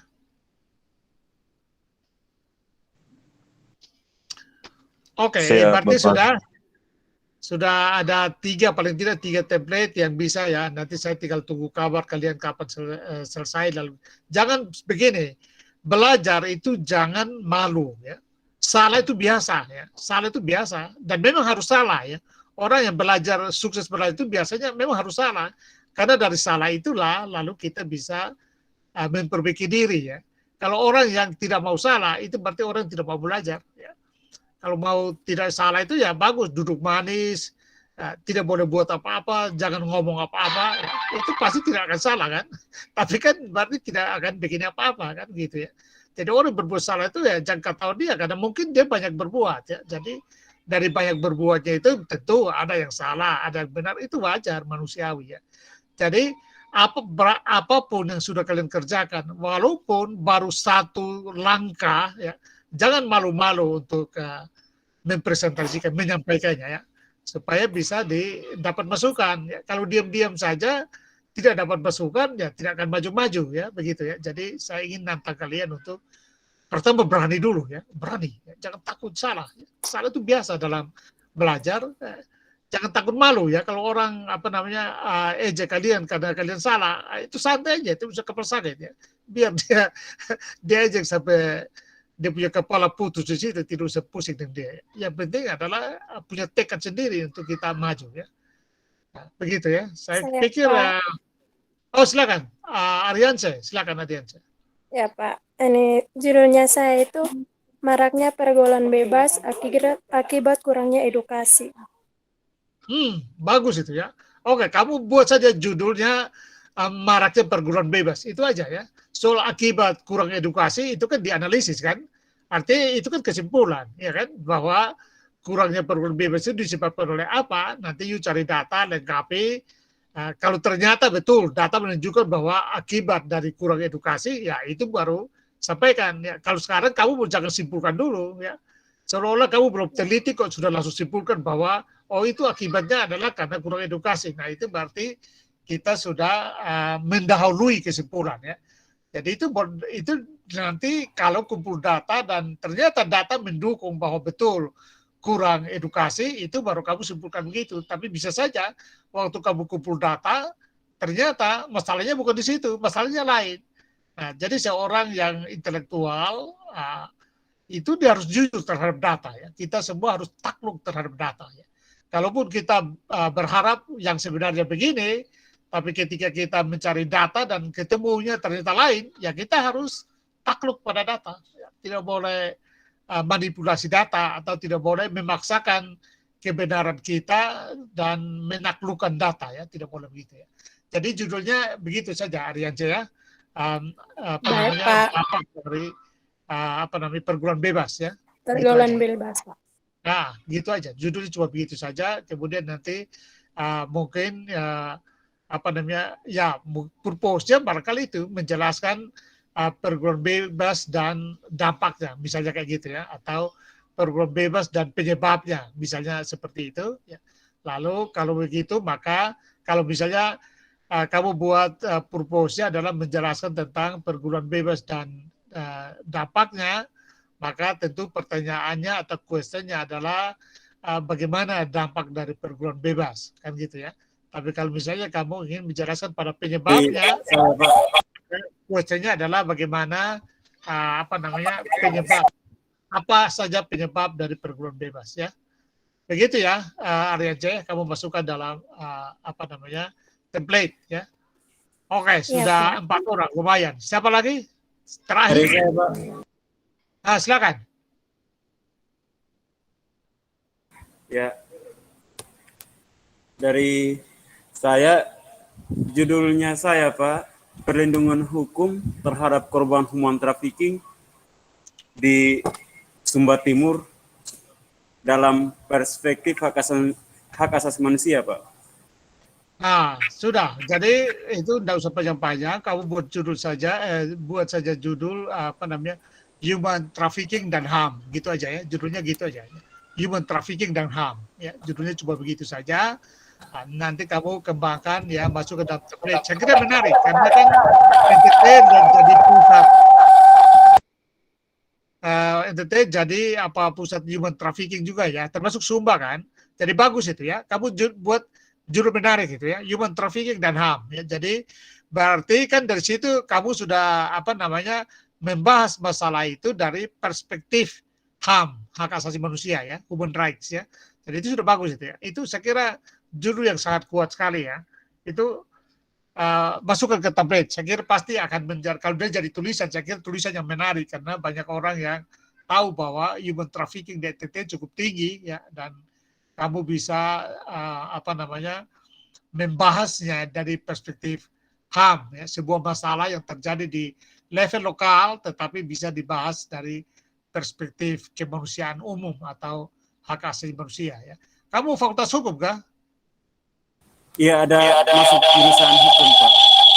Mantap itu. Saya kira itu bagus ya. Oke, saya kira waktu kita sudah oke. Tidak menutup kemungkinan kalau ada lagi yang mau ikut ya, silakan ya. Jadi nanti kalian sepakat saja, nanti SMU yang organisir kalian sepakat ya, kalau semua sudah kerjakan selesai template-nya ya, tinggal nanti Pak Ketua ya, Efraim kontak saya, kita bicarakan waktu kapan saja untuk kita bisa mulai ya, santai-santai ya, tidak masalah ya. Tinggal bilang saja, tidak usah sekali lagi jangan berpikir nanti kalian kepersakit pikir nanti bayar Pak Sem gimana, tidak perlu gitu-gitu ya. Kita lakukan itu santai-santai aja sambil ngopi ya. Jadi tidak usah pikir ke situ ya.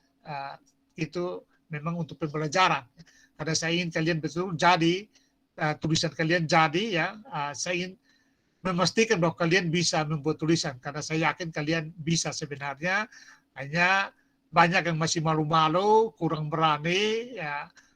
Saya kira tidak perlu ya. Saya ingin Unwira juga sekali-sekali, Kriswina juga sekali tulisannya bisa muncul di media-media nasional ya, supaya betul-betul bisa mempromosikan Kriswina ya. Saya kira itu ya, waktu kita sudah selesai, minta maaf kita lebih berapa menit.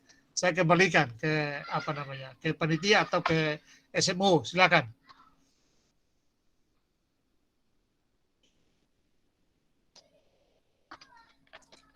Halo, silakan.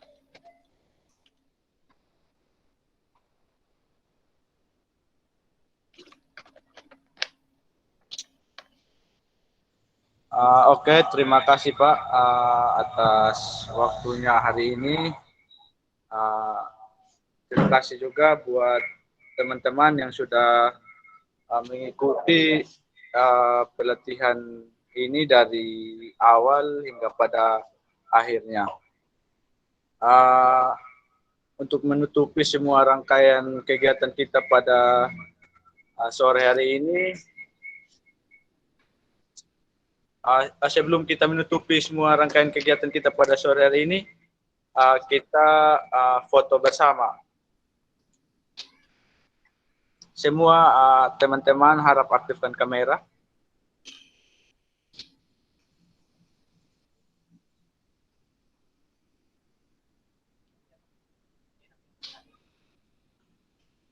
Teman-teman yang belum mengaktifkan kamera, silakan mengaktifkan supaya kita bisa foto bersama. Oke, jadi baik, peserta webinar pelatihan critical thinking, mohon untuk mengaktifkan kamera. Saya akan mengambil dari sisi pertama. Berikan senyum termanis teman-teman semua. Pastikan muka di kamera ya. Berikan senyum termanis dalam hitungan 1, 2, 3. Ulang 1, 2, 3. Oke, terima kasih. Oke, terima kasih. Untuk itu kita akan menutupi semua rangkaian kegiatan kita pada sore hari ini.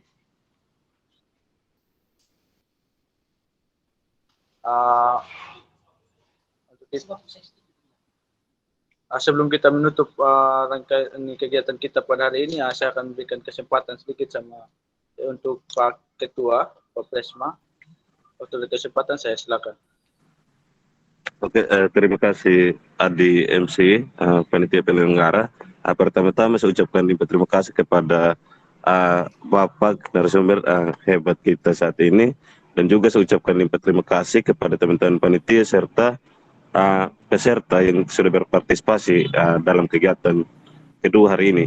Nah, untuk itu harapan besar saya seperti yang ditawarkan oleh Bapak narasumber tadi, bahwa kedepannya mungkin bisa ada kelas khusus. Harapan besar saya rekan-rekan sebagai peserta bisa hubungi saya sendiri atau admin di grup training critical thinking untuk kita buat grup baru yang ingin untuk kerjakan template itu sendiri, sehingga kalau sudah bergabung kita sama-sama berdiskusi. Kalau sudah tersedia template itu untuk kita sampaikan ke Bapak narasumber, sehingga kita bangun komunikasi kembali kapan jadwal kelas daring kita bersama begitu.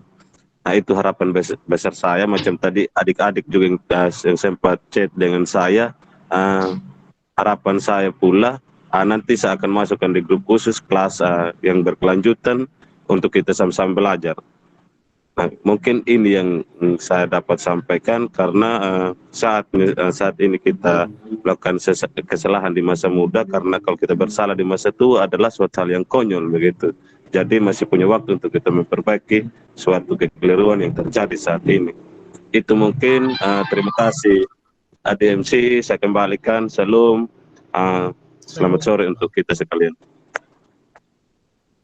Oke, terima kasih buat Pak Ketua yang sudah menambahkan sedikit informasi mengenai template. Untuk itu, kiranya semua kegiatan kita sudah berakhir.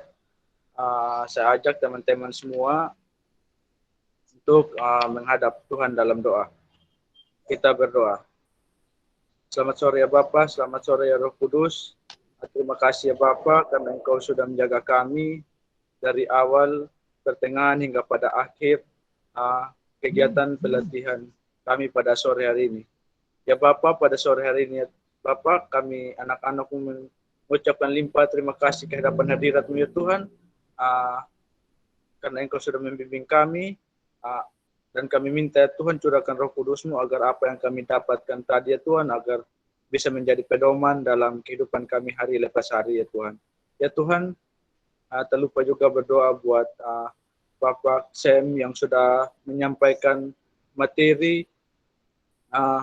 Mari Engkau jaga dia ya Tuhan dimanapun dia berada.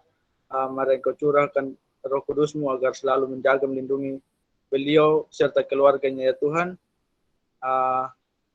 agar berada selalu dalam lingkungan-Mu ya Tuhan. Dan mari Engkau berikan kesehatan buat mereka semua ya Tuhan. Dan tak lupa juga berdoa buat teman-teman yang sudah mengikuti kegiatan pada sore hari ini ya Tuhan. Mari apa yang kami dapatkan tadi ya Tuhan, boleh kami terapkan dalam kehidupan kami hari lepas hari. Ya Tuhan, pada sore hari ini berakhirlah sudah kegiatan kami ya Tuhan. Seluruh kegiatan kami selanjutnya Tuhan kami serahkan ke dalam tangan pengasihan-Mu ya Tuhan. Terima kasih Tuhan, haleluya, amin. Ya, terima kasih. Saya ingatkan ya minggu depan tuh masih ada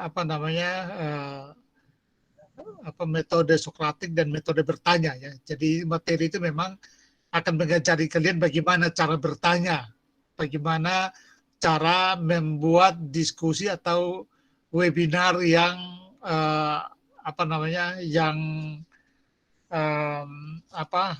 aktif ya, yang hidup. Kira-kira begitu ya dari metode Sokratik ya. Jadi saya kira itu akan membekali kalian.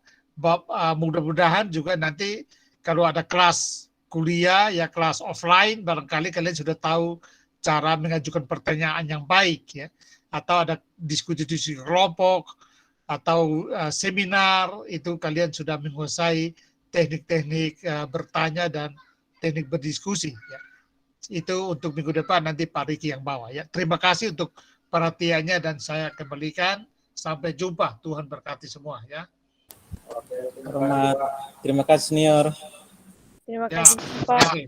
Salam untuk Terima kasih Pak. ya. Oke, jadi baik, jangan lupa hari Sabtu ya teman-teman, linknya kami kirim 30 menit sebelum waktu pelaksanaan kegiatan di Oke kakak, salam buat kakak Rizal kakak. Saya minta di Semuanya nomor. Ingat ini Minggu semua. harap ke teman-teman admin di grup supaya bisa bergabung di grup kelas nanti teman-teman atau yang mau untuk belajar secara berkelanjutan. Terima kasih. Oke Om, jodoh Om.